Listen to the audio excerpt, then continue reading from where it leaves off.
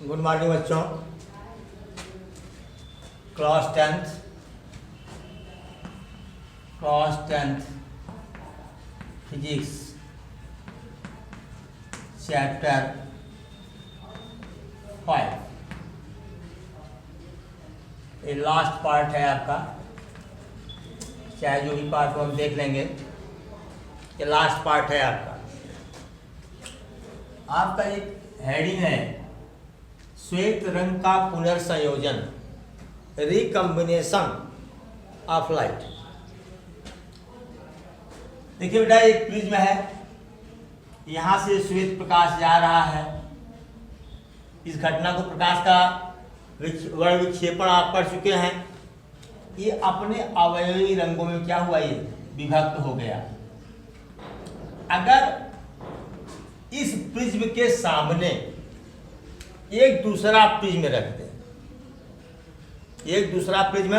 जरा देखो, इसे ये प्रिज्म हमारा है, एक दूसरा प्रिज्म हम रखेंगे। कैसे रखेंगे? उसका जो अब उसका आधार ऐसे होगा, उल्टा करके रखेंगे, जिससे ये पृष्ठ देखो, ये दोनों क्या हो जाए, समांतर हो जाए। मतलब एक प्रिज्म ये है, एक प्रिज्म ये है, दो प्रिज्म है, एक उल्टा है, एक सीधा है, ठीक। लेकिन इसमें विशेषता क्या हो रही है कि जो इसके अपवर्तक पृष्ठ हैं वो क्या हो, समानांतर हो। यहां सही से समानांतर मैं नहीं बना पाया हूं। अगर किसी प्रिज्म पर श्वेत प्रकाश आपतित हो रहा है और श्वेत प्रकाश अपने अवयवी रंगों में विभक्त हो जा रहा है, तो अगर उसके सामने एक प्रिज्म उल्टा करके इस प्रकार रखें कि उसके अपवर्तक तल या उसका अपवर्तक तल पहले प्रिज्म के अपवर्तक तल के क्या हो, पैरेलल हो, समानांतर हो, तब क्या होगा, दूसरे या उल्टी रखी हुई प्रिज्म से निकलने वाला प्रकाश का किरण श्वेत होगा। देख रहे हो, ये दिखाया गया यहाँ पर। यहाँ से ये 7 रंगों में विभक्त हुआ, फिर यहाँ जाकर के इस पॉइंट पर क्या हुआ, कंबाइन हो गया, मिल गया, और फिर यहाँ से सफेद प्रकाश की किरण क्या हुई, निकल गई। ठीक है, किताब का सहारा ले लीजिएगा, देखिएगा। अगर किसी प्रिज्म पर श्वेत प्रकाश आपतित हो रहा है तो वह अपने अवयवी रंगों में विभक्त हो जाएगा। अगर उस प्रिज्म के सामने एक दूसरा प्रिज्म उल्टा करके इस प्रकार रखा जाए कि दोनों प्रिज्मों के अपवर्तक तल एक दूसरे के समानांतर हों, तो दूसरे प्रिज्म से निकलने वाला प्रकाश श्वेत प्रकाश होगा। इस घटना को श्वेत रंग का पुनर्संयोजन कहते हैं। इसको आप लोग नोट कर लीजिएगा। एक चीज बार बार आ रही थी कमेंट बॉक्स में, बच्चे कहते थे प्रकाश का प्रकीर्णन। ये सिलेबस में नहीं है, फिर भी बता दे रहा हूं। जब बेटा सूर्य का प्रकाश वायुमंडल में प्रवेश करता है, कहाँ, वायुमंडल में, तो इस वायुमंडल में धूल के कण, ठीक है, धूल के कण विद्यमान है। ठीक है, यानी इसमें वायु के अणु हैं, धूल के कण हैं, मुख्य रूप से धूल का कण मान लीजिए। तो धूल के कण हैं, और होता क्या है कि सूर्य का प्रकाश इन कणों से क्या होता है, परावर्तित हो जाता है। क्या होता है, टकराता है और परावर्तित होता है, जिससे प्रकाश की किरण सभी दिशाओं में क्या होती हैं, फैल जाती हैं। इस घटना को प्रकाश का प्रकीर्णन कहते हैं। ऐसे देखिए, हम लोग बरामदे में बैठे हैं या क्लासरूम में बैठे हैं, तो कोई डायरेक्ट प्रकाश की किरण नहीं आ रही है, लेकिन तब भी कमरा आपका प्रकाशमान है, लाइटेड है। क्यों, किसके कारण, प्रकाश प्रकीर्णन के कारण। ठीक है, तो ये वायु में उपस्थित धूल के अणुओं के द्वारा, वायु में उपस्थित धूल के अणुओं के कारण प्रकाश का चारों दिशाओं में फैल जाना क्या कहलाता है? प्रकाश का प्रकीर्णन कहलाता है। ठीक है, दो चीजें हैं। ये पाठ आपका समाप्त हुआ और कुछ क्वेश्चन है।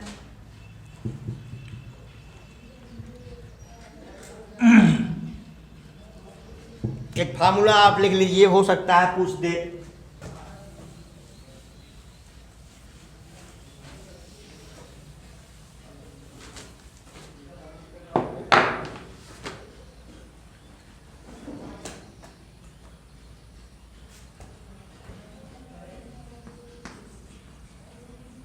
प्रिज्म कोण एवं अल्पतम विचलन कोण, अल्पतम विचलन कोण में संबंध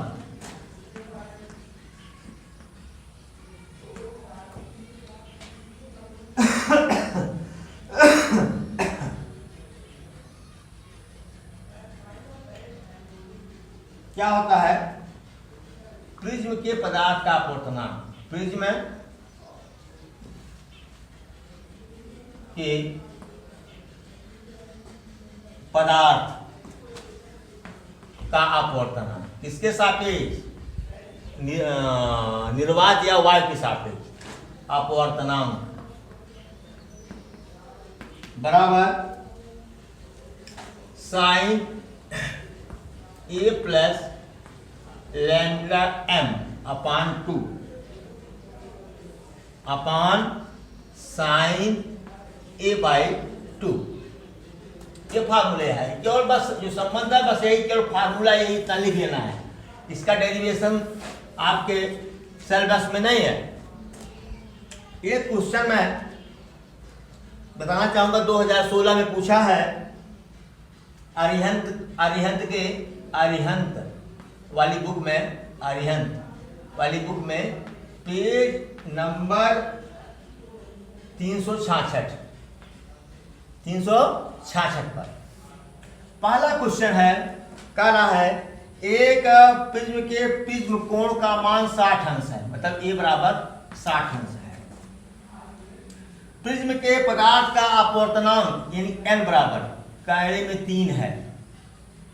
ठीक है, करा है लैम्डा एम बराबर क्या, इसका मान क्या होगा? ठीक है, एक कायड़े 3 का मान दिया हुआ है 1.73। चलो बेटा अब लिखेंगे क्या? एन बराबर sine A plus lambda M upon 2 upon sine A by 2। चलो बेटा इसका मान दिया है 1.73।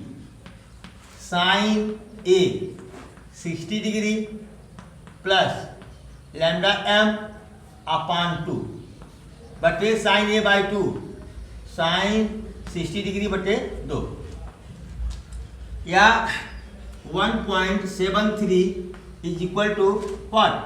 Sign 60 degree plus lambda M upon 2 upon sine 30 degree. एक सेकंड, ठीक है, या 1.73 बराबर sine A plus lambda M upon sine 30 का मान कितना होता है? 1/2। क्या होता है? 1/2। 2 चला जाएगा ऊपर, या 1.73 बराबर 2 साइन ए बाई 2 है, ए प्लस लैम्डा एम बाई 2, यानी साइन ए का मान तो दिया है बेटा ना 60 degree, 60 degree by 2, sine 60 plus lambda M is equal to 1.73/2। ये कितना हो जाएगा? 0.16, 1/12 इतना हो जाएगा। अब ये चीज देखना है, इस बुक में देना चाहिए था, नहीं दिया है।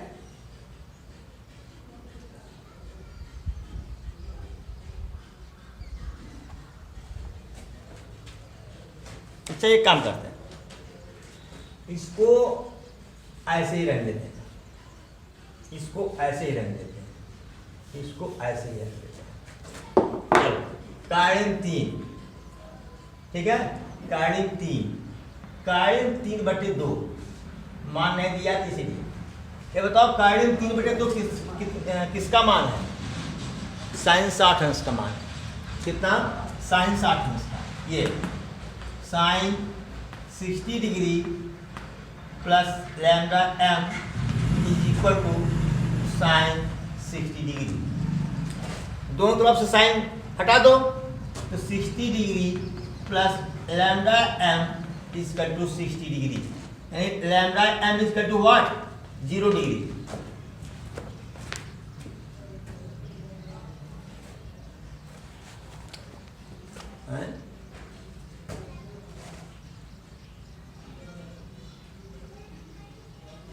अपान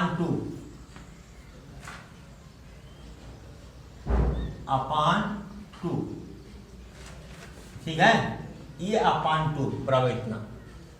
फिर करेंगे 60 डिग्री प्लस लैम्डा एम बराबर 2 का मल्टीप्लाई इसमें हो जाएगा 60 में 120 डिग्री, यानी लैम्डा एम बराबर क्या हो जाएगा? 120 degree minus 60 degree, that equal what? 60 degree. ये आपका सवाल हो गया। नोट करें, इसको नोट कर लें, मिटाऊंगा मैं।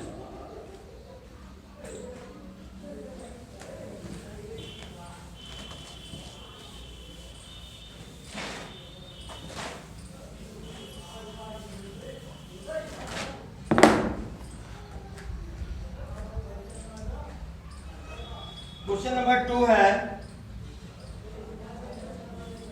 क्वेश्चन नंबर 2 आपका है, एक प्रिज्म के प्रिज्म कोण का मान न्यूनतम विचलन कोण से 2 गुना है, यानी ए बराबर न्यूनतम विचलन कोण गुणे 2। ठीक, यह दिया हुआ है। यदि प्रिज्म का न्यूनतम विचलन कोण सम कोण से 60 अंश अधिक हो, यानी लैम्डा एम बराबर कराया, ये जो अल्पतम विचलन कोण है यह सम कोण से 60 डिग्री क्या है? कम है। तो कितना हुआ? 30 डिग्री। ठीक है, तो ए बराबर कितना हो जाएगा बेटा? ए बराबर 2 इंटू डेल्टा एम, तो डेल्टा एम मान कितना है? 30, तो 2 गुणे 30 बराबर कितना हुआ? 60।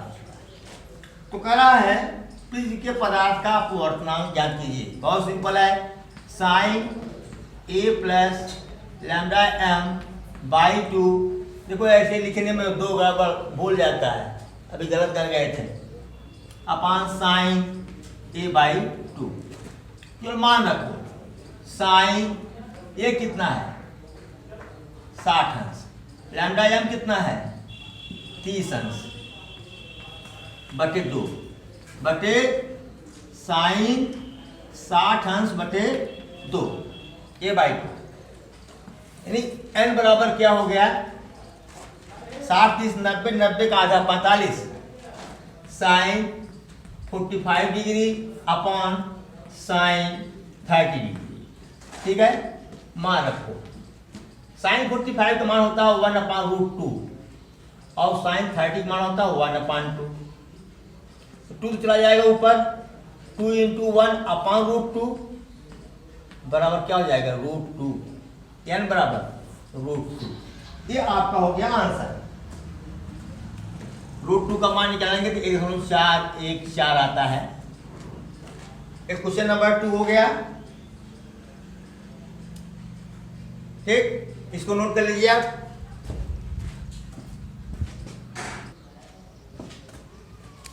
बेटा एक क्वेश्चन है आपका 2 मार्क्स का। एक पतले प्रिज्म कोण 10 अंश है।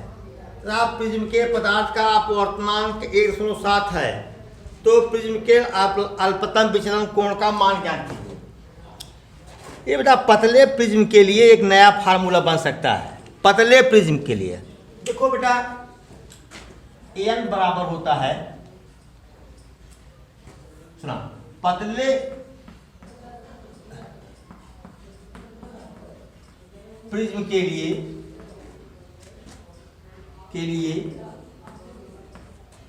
a बराबर वेरी स्मॉल, वेरी अति सूक्ष्म, क्या अति सूक्ष्म, और लैम्डा एम भी क्या होगा, अति सूक्ष्म होगा। ठीक है, और बता दूं आपको, साइन 0 बराबर क्या होता है, 0।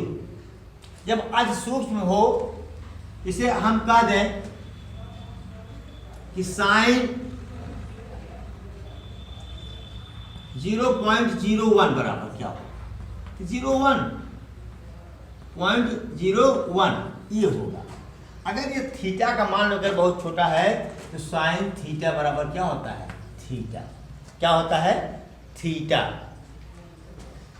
चलिए ठीक है, इंटरमीडिएट में आप लोग पहुंच जाएगा पाएंगे इसको। तो n बराबर क्या है, sine a plus lambda m by 2 upon sine a by 2। अतः n बराबर क्या होगा, a plus lambda m by 2 upon a by 2। क्यों, a और लैम्डा m बहुत छोटे हैं, बहुत छोटे हैं, इसलिए हमने ऐसा ले लिया। तो 2 से 2 कैंसिल हो गया, या n equal to a plus lambda m upon a, cross multiply करो, a plus lambda m equal to n a, लैम्डा m बराबर n a माइनस a बराबर क्या होगा, a कॉमन n माइनस 1। ठीक है, लैम्डा m बराबर, ओके। अब इसी सूत्र में रख दो। अब लैम्डा m बराबर क्या हो जाएगा, a कितना है 10 डिग्री, n कितना है 1.7 माइनस 1।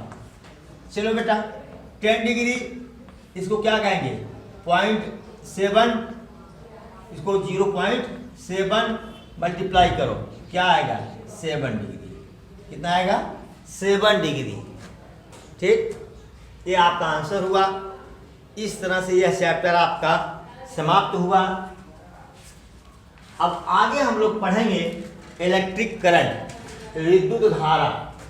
आगे हम लोग पढ़ेंगे क्या, इलेक्ट्रिक करंट।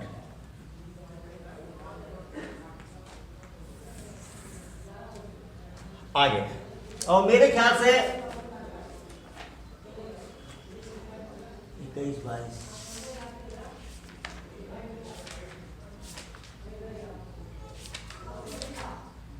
3 चैप्टर बचा हुआ है आपका, मात्र 3 चैप्टर। ठीक है, 3 चैप्टर के बाद ये कोर्स आपका समाप्त हुआ। इसीलिए अगली वीडियो आपको थोड़ा लेट मिलेगी। ठीक है, तब तक आप अपना तैयार करें, खूब अच्छी तरह से याद करें। मैं आपसे यही अपेक्षा करता हूँ। बोर्ड का एग्जाम होगा, विद्यालय भी खुलेगा, संकेत मिल रहे हैं संभवतः 21 सितंबर के बाद विद्यालय खुले, और खुलने पर सर्वप्रथम कॉपी ही चेक की जाएगी आप लोगों की। कुछ लोग कभी कभी कोई वीडियो 70 लोग देख रहे हैं, 76 लोग देख रहे हैं, कोई वीडियो कुछ नहीं देख रहे हैं, 10, 12, 15 लोग देख रहे हैं। तो मेरा भी मेरे विद्यालय की जिम्मेदारी नहीं है कि आपके पास मोबाइल नहीं है। मेरी जो जिम्मेदारी है वो मैं कर रहा हूँ, आपकी जो जिम्मेदारी है वो आप करिए। आपके गार्जियन समझें, आप समझें, सोचे कि फिर पढ़ाया जाएगा, पढ़ाया जाने वाला नहीं है। Thank you so much for watching video.